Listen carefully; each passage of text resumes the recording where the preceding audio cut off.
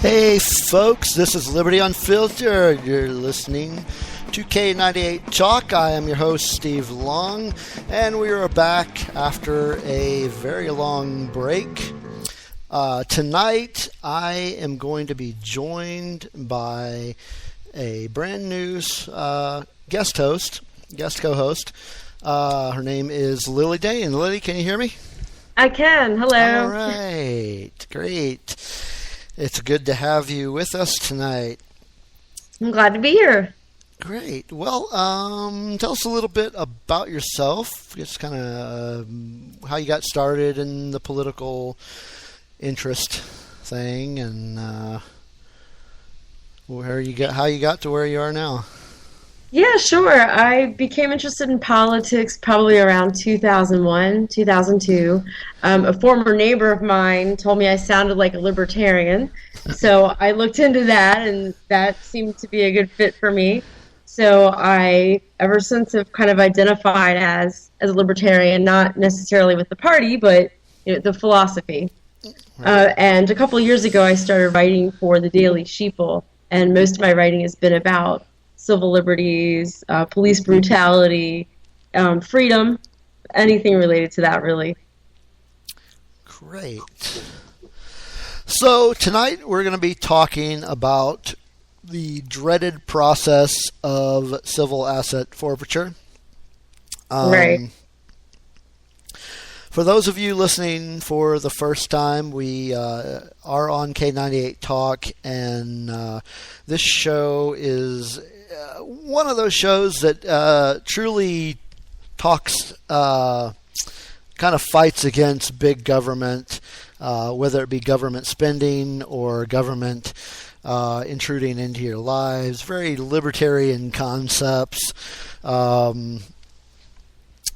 If you want to join us, we are in a chat room. If you go to k98talk.com/chat -room, you can come in and talk with us as we're talking tonight. And if you have any questions, go ahead and feel free to spout them off.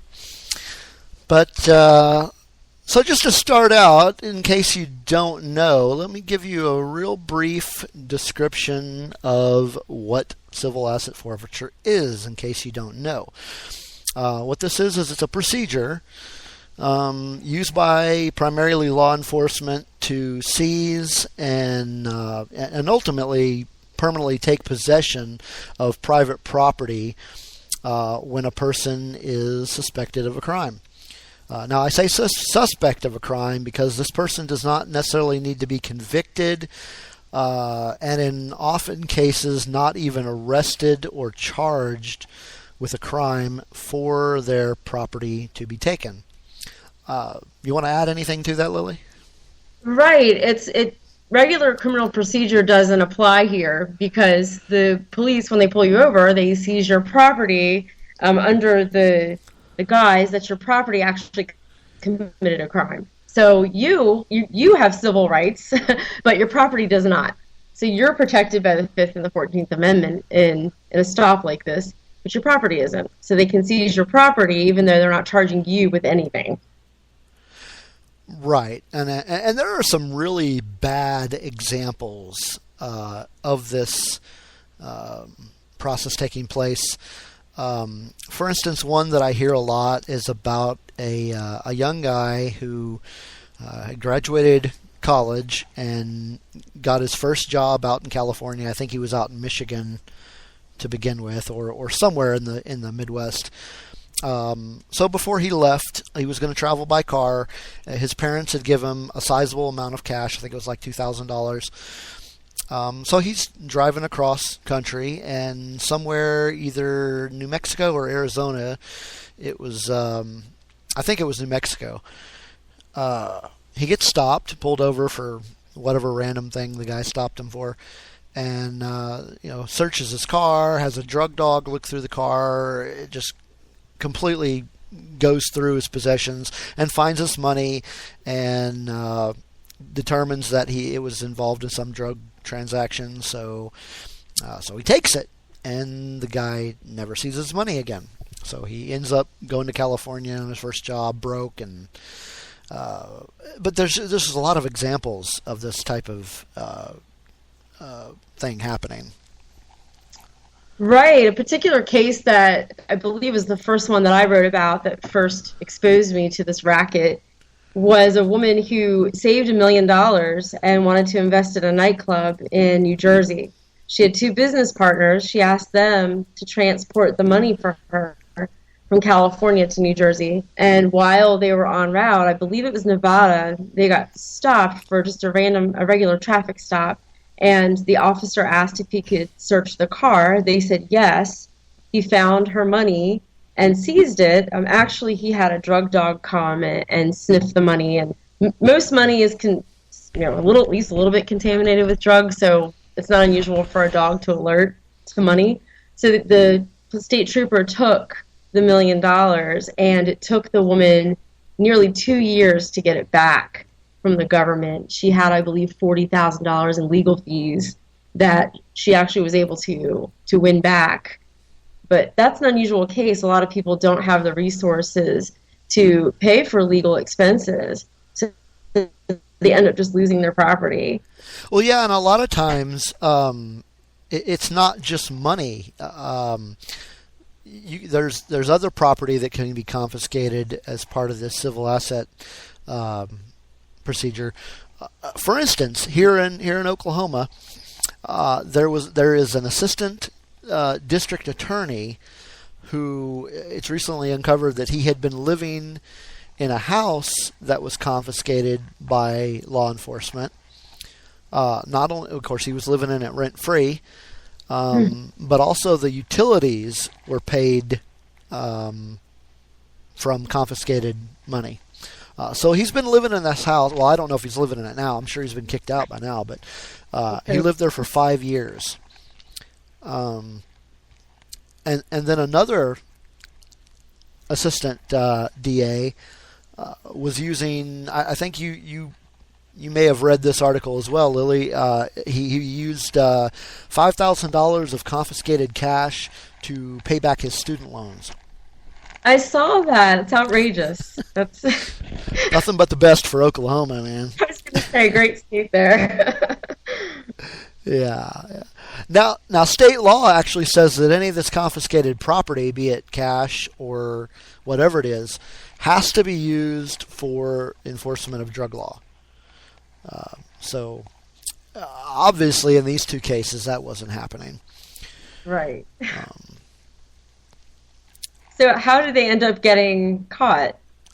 State auditor. Oh, my goodness. And it took a few years. Yeah, it took a while. Now, one shining bright star in this ugliness of civil asset forfeiture here in Oklahoma, we've got a state senator who is actually proposing a bill to severely reform this bill, and I mean it's much needed reform. One of the things he's wanting to do is he wants to prohibit any type of forfeiture unless a suspect is actually convicted. And then also, if any money is confiscated, he wants to require that money go to the state general fund. Right. I believe that's how my state does it right now. Okay. Right. That sounds like an improvement, but yeah. Well, now FreedomWorks was doing some kind of report on the various states and where they stand as far as their civil asset forfeiture laws, and they came up with this grading system. Did you want to talk about that a little bit? Yeah, the grading system ranks each state according to how they handle asset forfeiture, and each state gets a grade of either A or ranking from A to F, obviously with F being the worst. So the map, the states with the lower grades are shaded in shades of red, and I'm looking at the map right now, and it's not looking too good for most of the states. There's only 4 that have A or B ratings. The rest are all C and below. There's I a just couple that copied are that B. chat into the or that link into the chat room. So if anybody's in there and wants to look at that, they can see what we're talking about. Sure. But yeah, there's what, 1, 2, 3 states that are above a B. Right. Not looking good. I mean, the awareness is great, and hopefully it'll get us somewhere. But this was pretty shocking to me, even though I've been reading about this for a couple of years now. It was pretty disheartening to see the chart. You know what surprises me about this map is the grade that Alaska got. Yeah, looking really bad there. I'm really surprised to see an F on there. Same thing with South Dakota. I find it hard to believe that areas such as that, because generally those kind of those states are pretty. I would assume are a little bit more keen on the civil liberties. I would think so too, and I'm wondering if it has to do with people traveling through those states. Perhaps they have more traffic stops and more suspicion. It's a good point. I some of the scores surprised me too. I thought Maryland, for example, and DC would be worse than they are. And it looks like you said your state, Maryland, got a C. Right. And of course, Oklahoma has a D minus, which Oh. actually it surprises me that we didn't get a worse grade. Really? And I just noticed that Washington State also has an F. Yeah, kind of odd. It's worth looking into maybe to see why that is, and if there's a reason provided. Maybe those states need money. I don't know. Awesome. Well, I mean, why if most of this is stemmed by the drug war, which I'm sure it is, and that's a topic for a completely different show because we've done drug war conversations on the show so many times I couldn't count them all. But most of this is stemmed by the drug war, and most of this is supposed to be the money that gets confiscated generally does go into some sort of law enforcement drug interdiction fund. I wonder how long ago these grades were put on there. I mean, was this F rating given to Washington before they legalized marijuana? Oh, that's a good question too.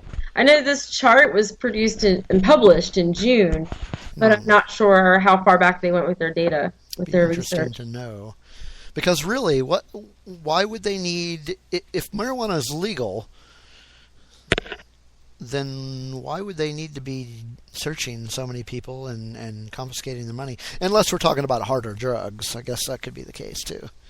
Could be that. I know that a lot of what I've read about this said that when a search dog has been brought in to sniff money, it's alerted for cocaine quite often, which, as I mentioned earlier, really isn't unusual. It's been estimated that 90% of paper money in the U.S. has a little bit of cocaine residue on it.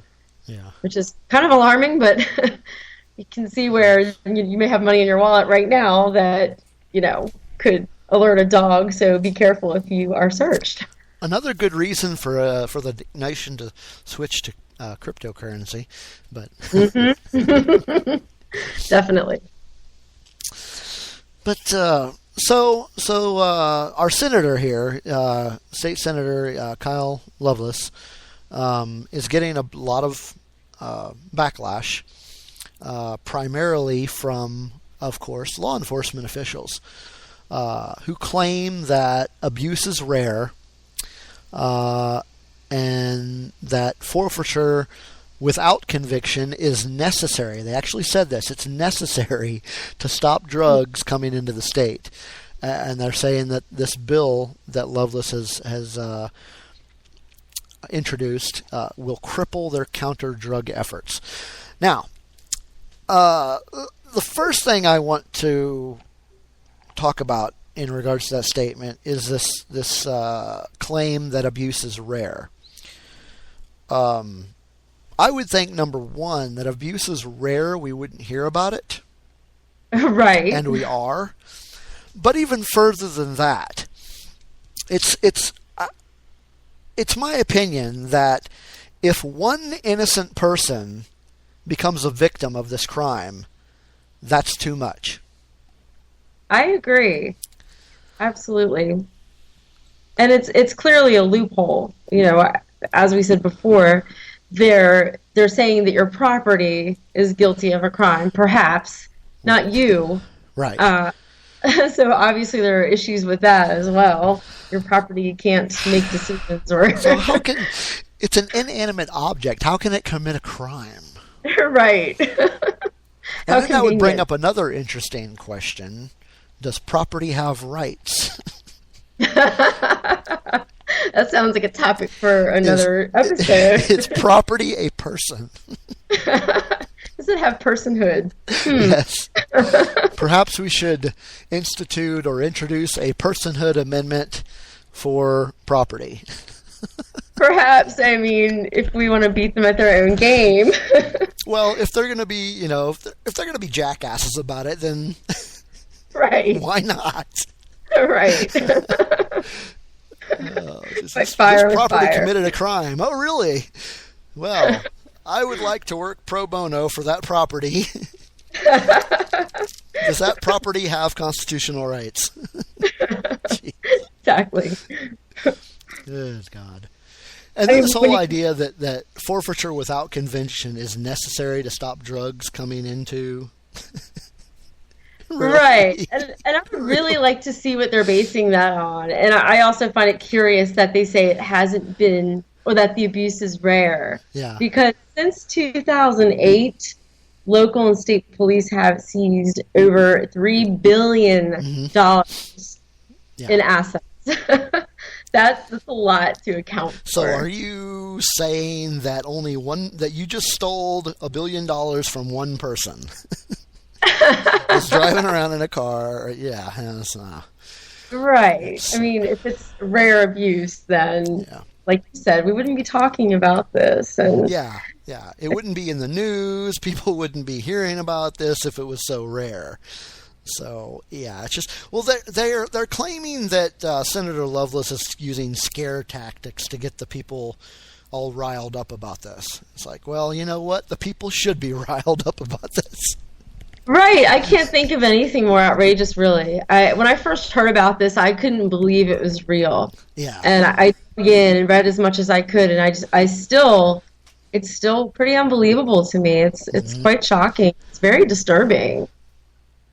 Everybody should be worried about this. Well, I heard a story recently, another example of how ridiculous, and this is going to sound.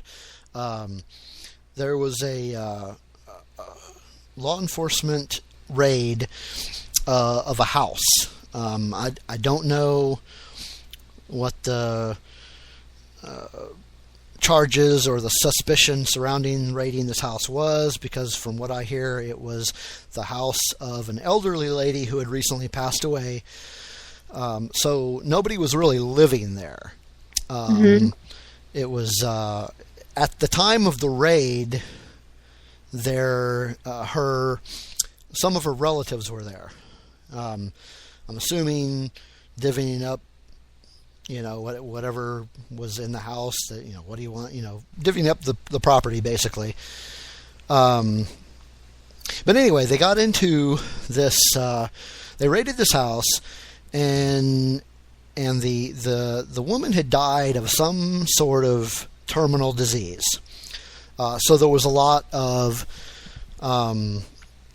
medication in the house still left over. And a lot of this medication was, of course, narcotic in nature. So they broke in, raided this house, found all this stuff, and now they confiscated the house because there were drugs in it. Oh my goodness. And as ridiculous as this sounds, this is what happens. Right. This is rare. Yeah, but it's rare. There was another case I read about where a married couple's home was seized because their son was allegedly using heroin. I think he got caught with maybe $40 worth of heroin on him, and the the reasoning for seizing the property was that he lived there, and he was caught with heroin, so obviously he's using heroin in this home, and this home is guilty, and we have to Well, seize it. obviously it's the house's fault. Right.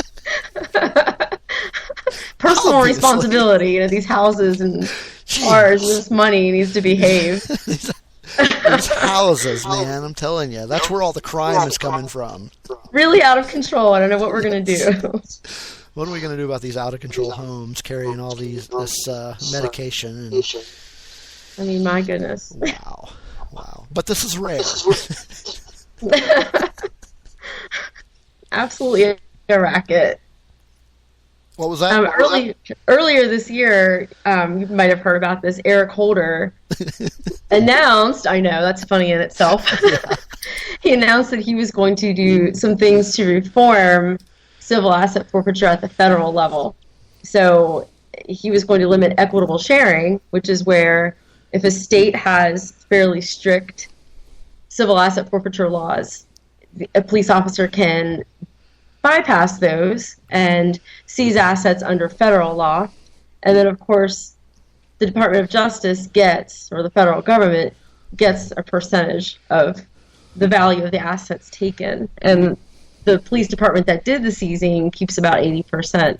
So he said, we're going to reform this somewhat. We're going to limit the seizures to those that are, possibly involved in violent crime and child pornography. But this did absolutely nothing to change any of the state laws. So in essence, he really didn't do anything to reform. So it's really going to be up to states to do something about it. And I don't know if I think that's going to happen, but... Well, I think it depends on the state. I mean, I don't know how far this bill in the Oklahoma state legislature is going to go, mainly because the law enforcement officials that seem to be fighting against it,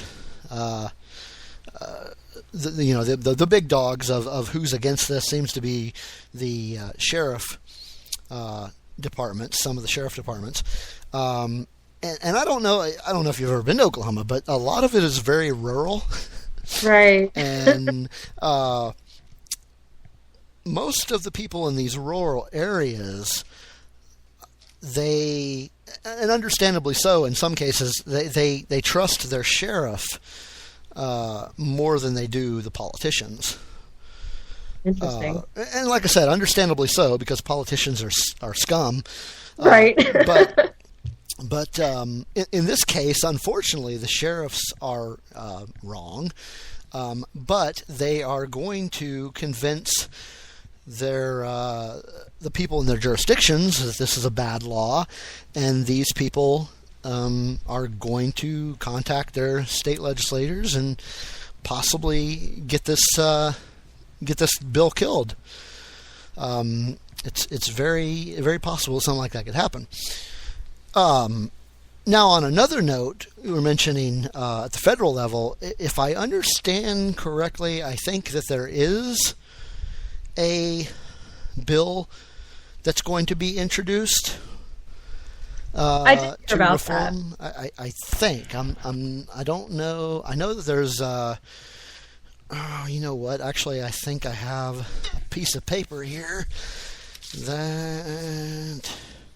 Yeah, I think it's called the FAIR Act, House Right. Resolution 540. Yeah, that's been in the works. Yeah. It's bipartisan from what I've heard. Yeah. Hopefully it'll get somewhere, but we know how these things go, so Right.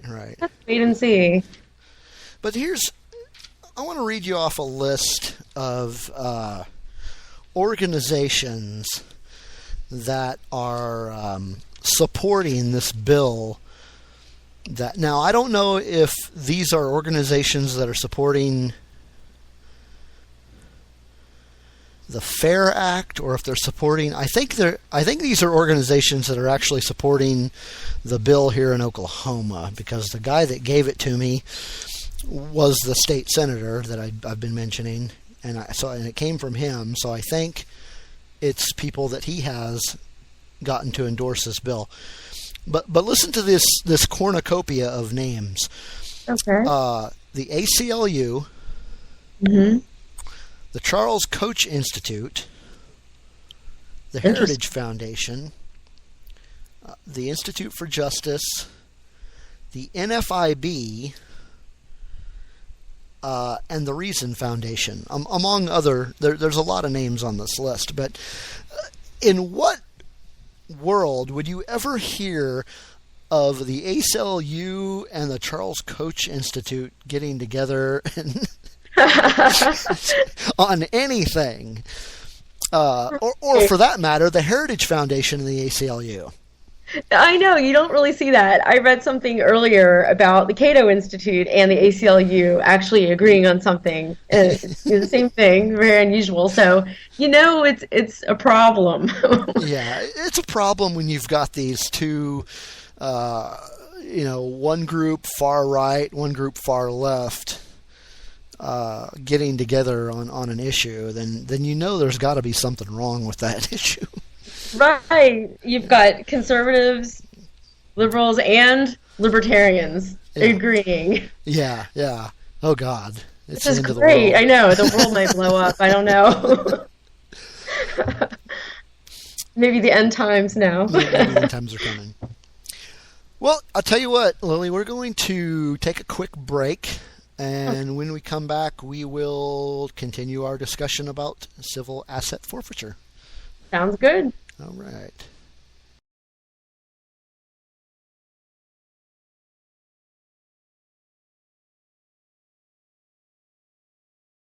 Tune in to America Off the Rails with Rowdy Rick Robinson every Saturday at 7:30 a.m. Central Daylight Time on iHeartRadio, K98Talk.com, and Blog Talk Radio.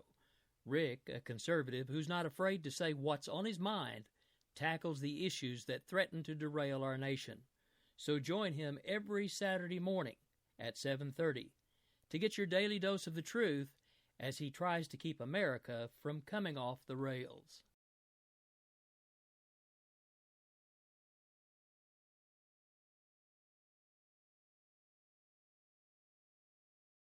Are you conservative in a world of liberal? Yep.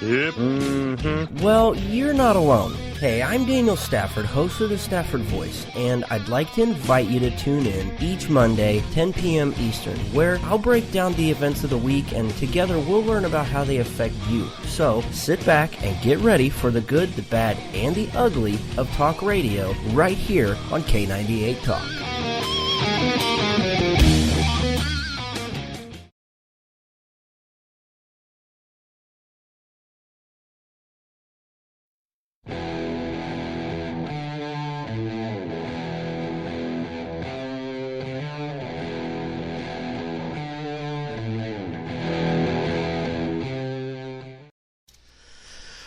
All right, folks, we're back on Liberty Unfiltered. I am your host, Steve Long, and with me is Lily. Welcome back, Lily.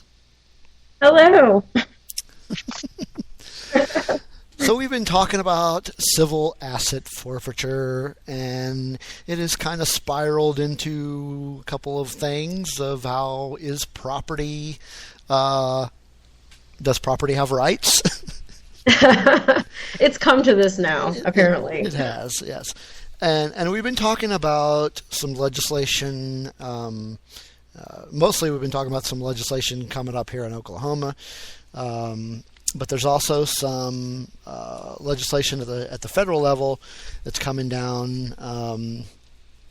House Resolution 540. They're calling it the Fifth Amendment Integrity Restoration Act. I'm not sure where I don't know where they come up with these acronyms. They just here, let's call it this, and then we'll figure out what it stands for later. Yeah, it sounds so Orwellian to me, a lot of these names, but, hopefully we'll actually get something done. There are some other states, too, that are trying to fix things at the state level. Yeah. But you're right. There's that conversation going on in the chat room about any time government uses something with the word fair in it, it should concern you. Right. Fair to whom is what I want to know. It's like the fair tax. Right. Isn't that an oxymoron? Yeah, it's usually going to be anything but fair for us, is what I've found.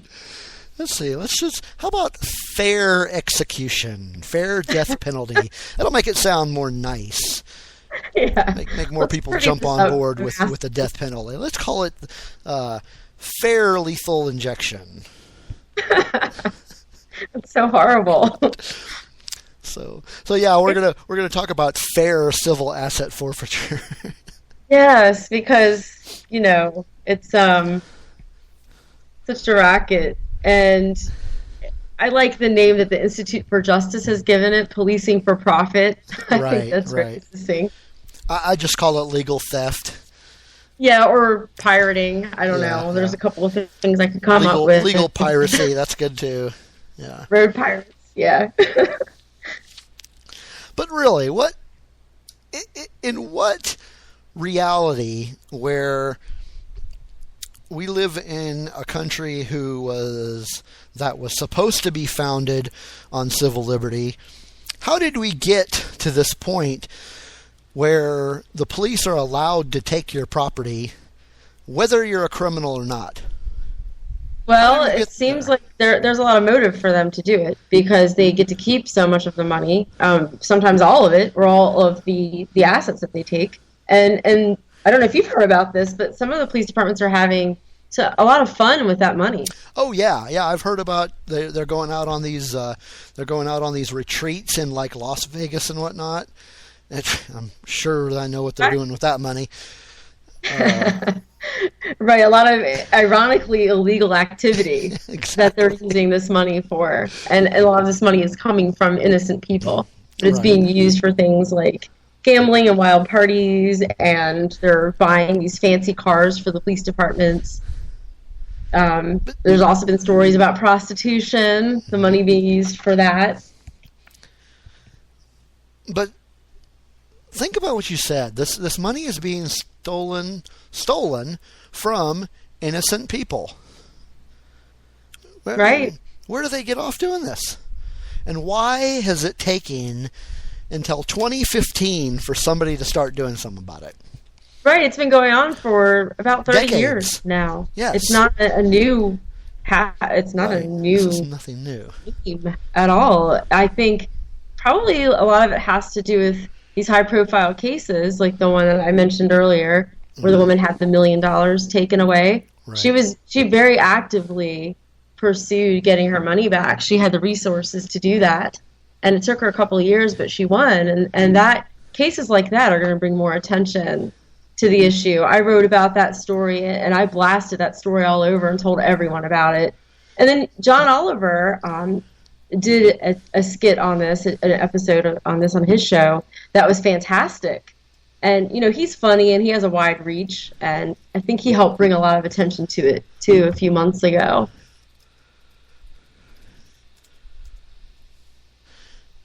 Now, do you have the link for that story that you wrote? Maybe you can post it in the chat room so everybody can read it.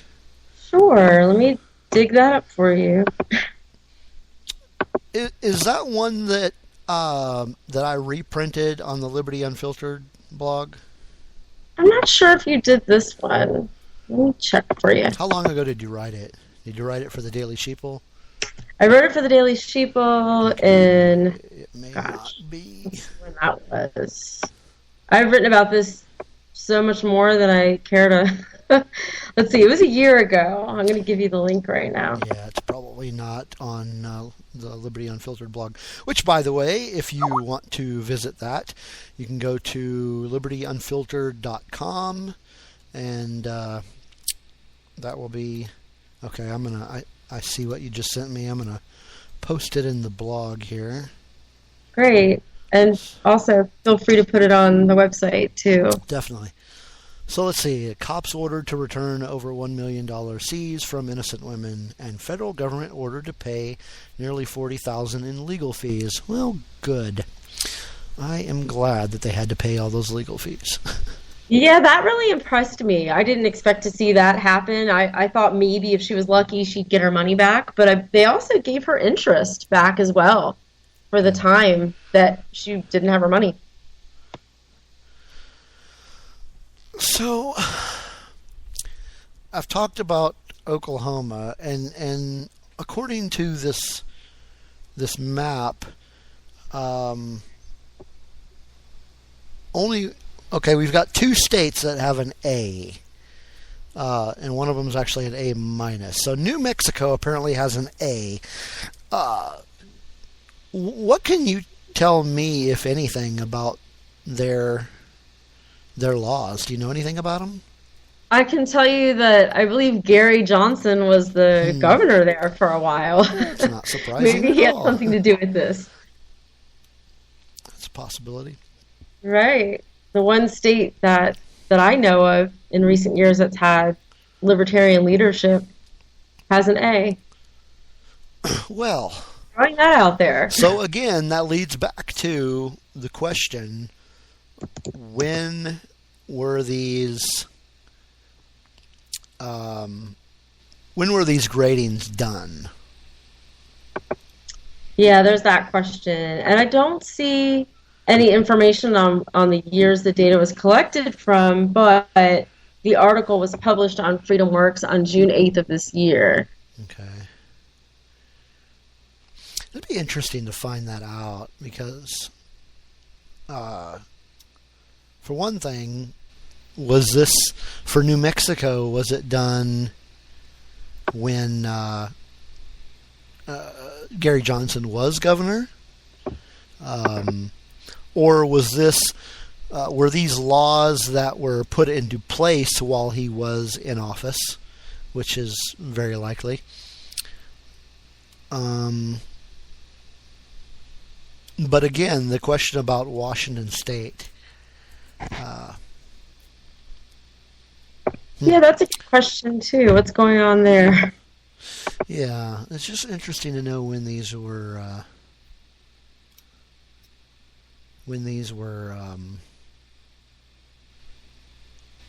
compiled. Yeah, that would be worth digging into. It looks like here FreedomWorks has a link about New Mexico and their reform. Let's see. Looks like their current governor signed a comprehensive bill to protect the property of innocent individuals by ending civil asset forfeiture. It doesn't say when the process was initiated, but the current governor signed the bill back in April. Okay, so it wasn't while Governor Johnson was in office. And admittedly so, I don't know a whole lot about their current governor, so I couldn't say if this person is good or bad. I don't know. Right, I'm not sure. I don't live in New Mexico. So Good for them, though. At least they don't have to worry about being robbed on the highway now. right. So then, what's going on in North Carolina then? Who's in charge there? That's not Nikki Haley. I think she's South Carolina. I think she's in South Carolina. I think so. I always get those two. I do up. too. Carolina's Carolina, whatever. Both beautiful states. Yeah. Now Well, North Carolina's a great place to live. Some parts, anyway. Yeah, we need to find out what's going on there. Why the laws are so good there as opposed to how they are here, or places like Washington or Wyoming or South Dakota or South Carolina or Alabama. Now, that's another interesting question. If North Carolina is so good with their laws, why is South Carolina, which technically is a very conservative state, why is their ranking so bad? Right. The only thing I can figure is maybe they have a history of more drug problems there. Well, that's one possible factor anyway. Yeah, I'm looking at this graph, and I find it odd that the more conservative states have the more dismal ratings than the primarily liberal states, with of course exception to Washington, which is a very liberal state, and Illinois, which is also a very liberal state. I thought of that too. The only thing I can think of is perhaps that they're more strict about drug laws. That's what I'm thinking. Must be. And I mean, like I said, this is a topic for a completely different conversation. But a lot of this can be alleviated if the government would just end the drug war. Right, I completely agree. There are so many problems that I think we'd see resolved, and we could go off on a lot of tangents there. Yeah, we could. Yeah, definitely. Good. So. Yeah, I was surprised to see my state, Maryland, that I often joke and call a fascist state, that we got to see here. I expected much worse. So, again, you're seeing the more liberal states with better scores here. Very interesting. Yeah. And Virginia, is primarily Republican, or at least it used to be. And I lived in Virginia for a long time. And I was thinking about moving back, but they got a D-, so I'm not sure now. Well, and also look at Massachusetts. That's also very, very liberal, and it got an F. Yeah. So there really is no rhyme or reason as to why some states are better than others, and. Right, and I just noticed that New Hampshire got a D. Yeah, how sad. I was just about to mention that.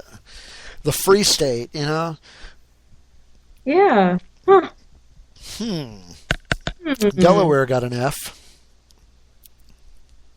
Something to look into. That little tiny Delaware. Yeah. Let's see, California got a C+. So I find it very disappointing that California got a better grade than either Oklahoma or Maryland. Neither one of our states are better than California. I know. I'm kind of disheartened by that too, but good for them, I guess. They're getting something right. Well, again, they also have they have medical marijuana that's legal there. Yeah, that's true. But again, why the F when it's completely illegal in Washington? It's very strange. There is no rhyme or reason to this. Oregon's legal, they have a C. Colorado's legal, they have a C. I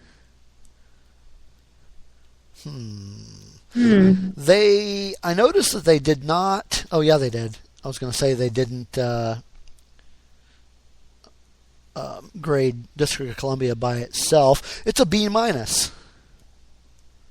DC is actually doing some pretty good things with drug laws and moving towards some better gun laws too. So, but yeah, I expected to see DC with a really low grade,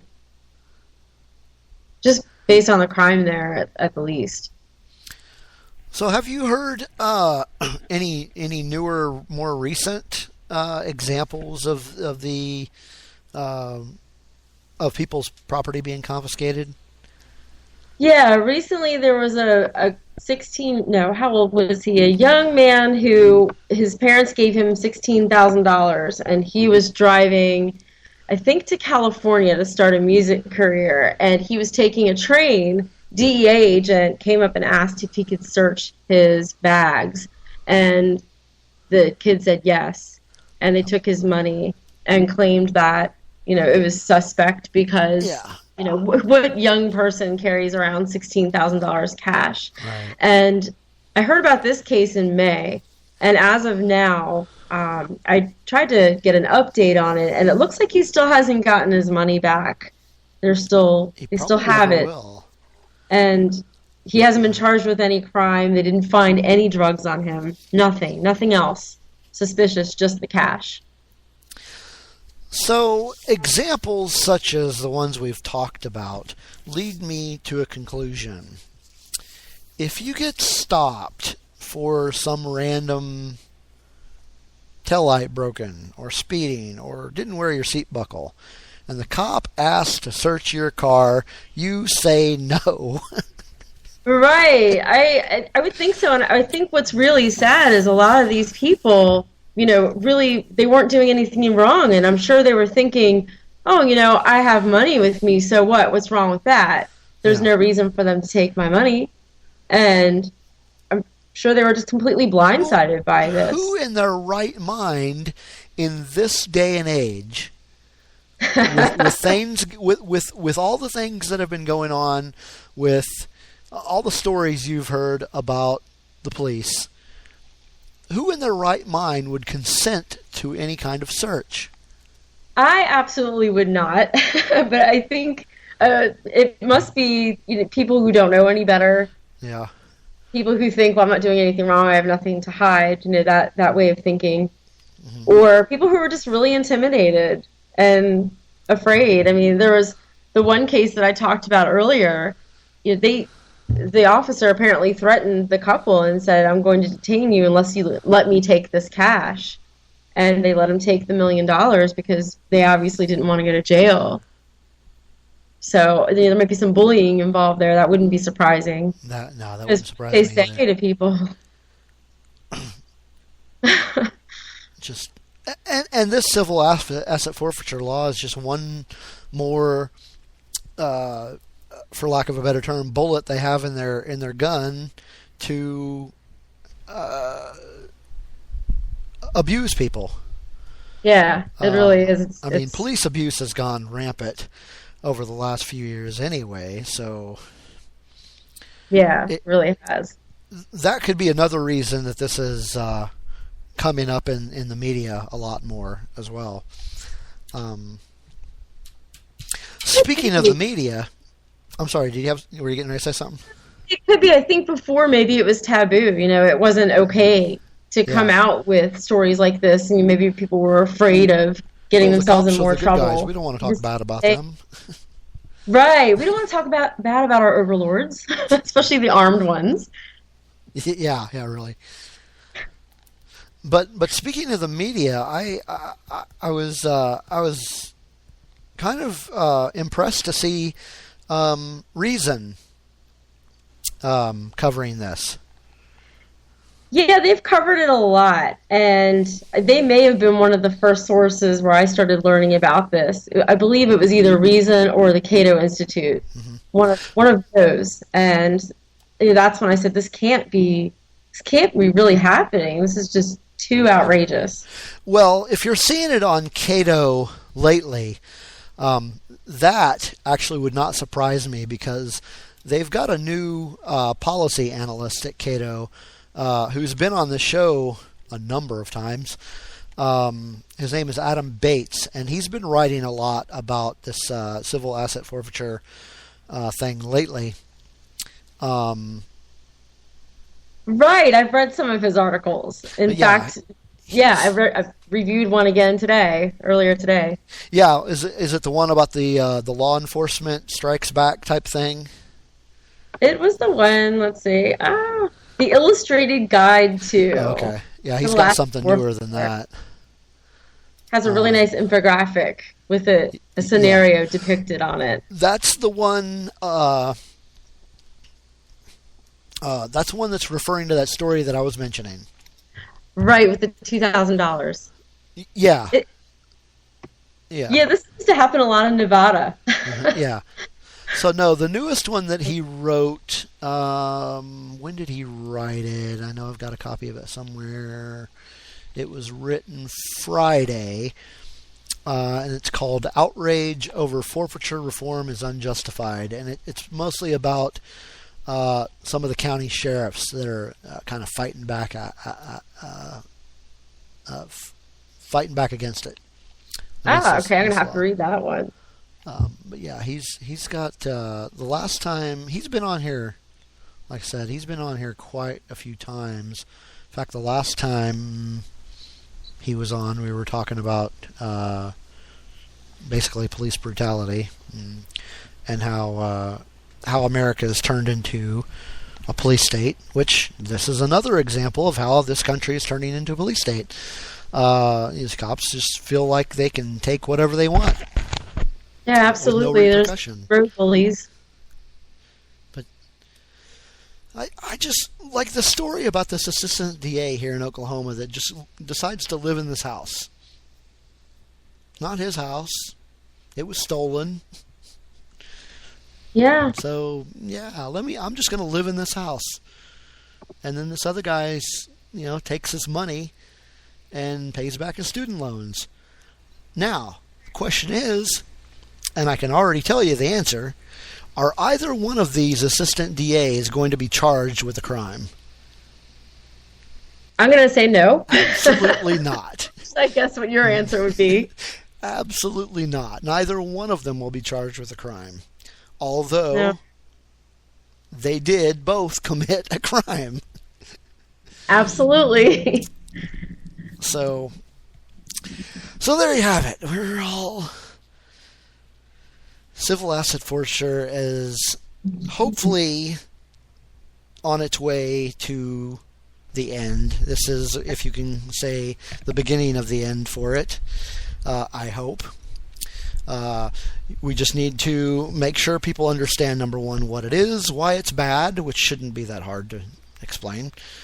And, if you are politically active, get out there and talk to your state representatives and get them to reform these ugly laws. And, we've got to get it. We've got to stop law enforcement from stealing from innocent people. Repossessing property of any nature, if you're actually a criminal, I'm on the fence about that. But if you're innocent, there should be no question that they should not be getting their grubby hands on it. Right, absolutely. These people weren't charged with anything at all. The police officers driving off with their assets and they're going free. It makes absolutely no sense. Not at all. No.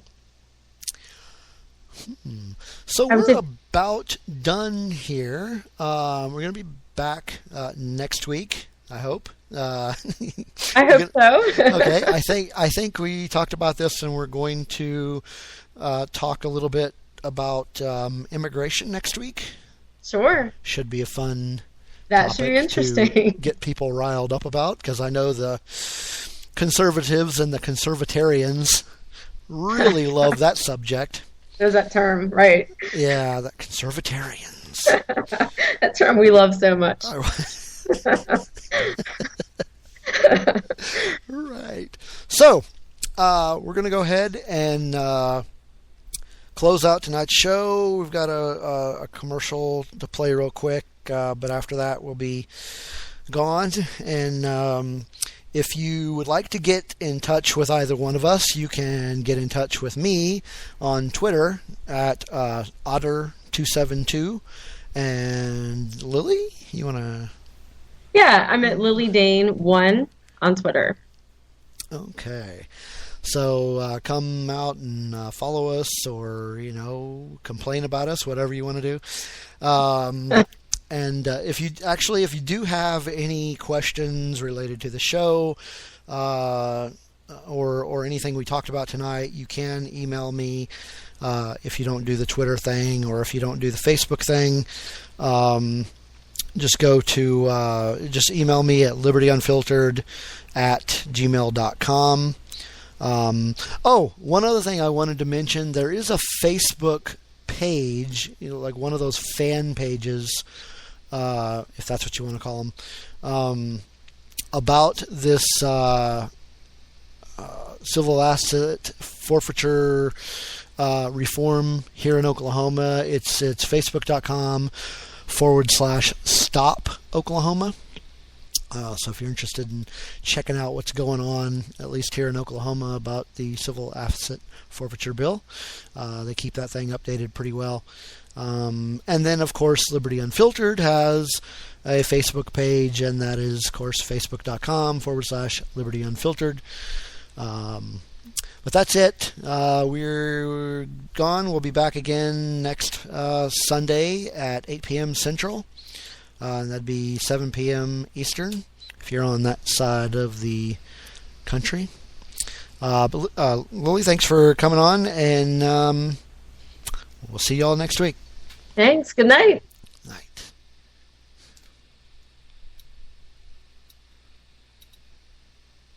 When our water heater broke down last month, it was a nightmare. It took 5 hours for the plumber to show up, and he charged us a couple of $100 just to come out. And then it cost another $1,800 to put in the new water heater. By the time it was all said and done, I felt like I'd been taken. But what else could I do? The smartest thing you can do is get a home warranty from American Residential Warranty. Their home warranties pay to repair or replace all your major appliances when they break, and they will break, and at the worst possible time. Call American Residential Warranty right now for free information on home warranties starting at just pennies a day. Don't wait for your refrigerator to stop running or your ceiling fans to stop turning. Call American Residential Warranty right now. Ask how you can save up to 50% on washer and dryer coverage. Just call 1-800-513-6154. That's 1-800-513-6154. Again, 1-800-513-6154. Call now.